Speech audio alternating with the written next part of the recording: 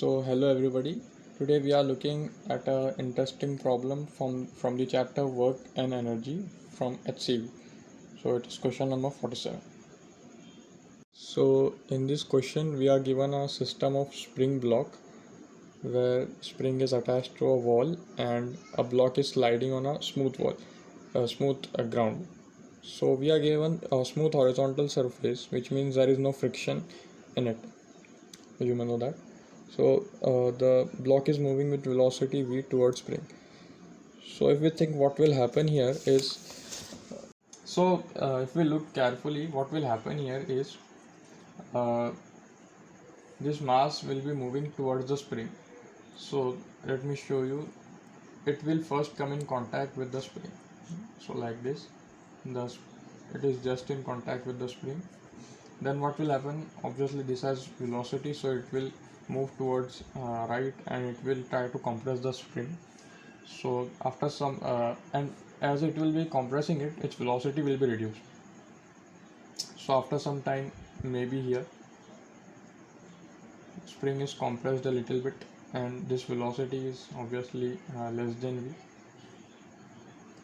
It would be, its velocity would be less than v here, and finally what will happen is velocity will be decreasing and finally it will be getting to a stop. तो यहाँ पर इसकी velocity हो जाएंगी zero, और इसके बाद क्या होगा कि स्प्रिंग अब कॉम्प्रेस हो गया है, अब इसके अंदर यहाँ पर आ जाएंगी पोटेंशियल एनर्जी. तो स्प्रिंग पोटेंशियल एनर्जी कभी भी कॉम्प्रेशन को अपोज करती है, तो यहाँ पर वो जो भी उसके अंदर पोटेंशियल स्टोर हुआ है उससे वो इस ब्लॉक को इस साइड मूव करने की कोशिश करेंगी. तो यानी अब वेलोसिटी लेफ्ट हैंड साइड में बढ़ने लग जाएंगी. So it would be like कुछ देर के बाद मास यहाँ पर चल जाएगा, स्प्रिंग ऐसे करके एक्सटेंड होके अपनी ओरिजिनल जो लेंथ है वो ब्लॉक को यहाँ पर भेज देगा और अपना ओरिजिनल जो शेप है उसको रीगेन करने की कोशिश करेंगे. तो ये यहाँ पर बैकग्राउंड है इस क्वेश्चन का. अब हमसे पूछा गया है कि इसका मैक्सिमम कॉम्प्रेशन कितना है. अगर यह मैं इस डिस्टेंस को x बोल दूँ तो हमसे ये x निकालना है कि कब जाकर ये ब्लॉक स्टॉप होगा स्प्रिंग पे. तो सॉल्यूशन देखते हैं. So let us start with the solution. So I have made two diagrams here and this represents two conditions. So this is the initial condition, first one, and this is the state, compressed state. So to simplify, I will write like this is the first condition, and in that velocity is equal to v, and in the second condition you know it's stopping there, so velocity would be 0. And in first case, see here is no case of gravitational potential because there is no change in the height of block. It's in the ground till the last second. And in first step, you can see that the spring potential energy is 0. I write here potential energy. It would be 0 because there is no compression in first case. But in second case, we can see that is x compression, so it would be half kx square, where k is the spring constant of the given spring. Okay, so we have to basically find out x. So for x we have energy conservation equation. So this basically states that initial energy is equals to final energy. Initial is equals to final energy. That would be initial kinetic energy plus potential initial energy is equals to final potential plus final kinetic.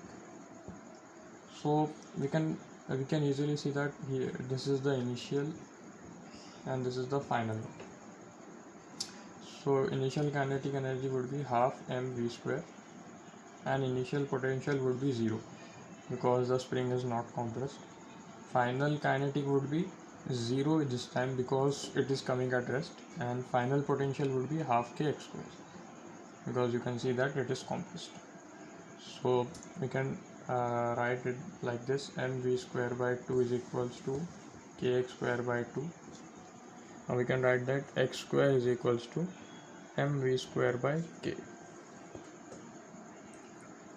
So we can write from here x is equals to v into under root of m by k. So this was what we need to find. So this is basically the maximum compression possible in the spring. It is equal to v into under root m by k. The next part in the question, so we have completed the first part. You can note down the answer. Now second part, we are given that will the velocity of block be same as v bar, that is the initial velocity when it comes back to the original place. So we all know that velocity is a vector quantity. First, its direction is towards the positive x-axis, and obviously when it will be returning after this, after let us say the third condition, when the spring has left it, block is somewhere here, it has some velocity and it would be moving towards left, so its direction is obviously negative, towards minus x-axis. So yes, these two velocities will never be equal as their direction is not equal. So thanks for watching.